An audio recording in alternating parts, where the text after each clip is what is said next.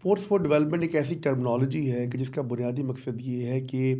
آپ کسی بھی انسان کی شخصیت کو گرو کرتے ہیں، گلو کرتے ہیں اور اس کو معاشرے کا ایک بہترین عکاس بناتے ہیں اسپورٹس کے ذریعے۔ اسپورٹس کے اچھا، اسپورٹس کیوں ضروری ہے؟ دیکھیں، انسان کی زندگی میں پازیٹیوٹی بھی ہے، نیگیٹیوٹی بھی ہے، کیونکہ معاشرہ پازیٹیوٹی اور نیگیٹیوٹی سے بھرپور ہے۔ بھرپور ایسی صورتحال میں اگر آپ اسپورٹس کی دنیا سے کنیکٹ کرتے ہیں آج کے بچے کو،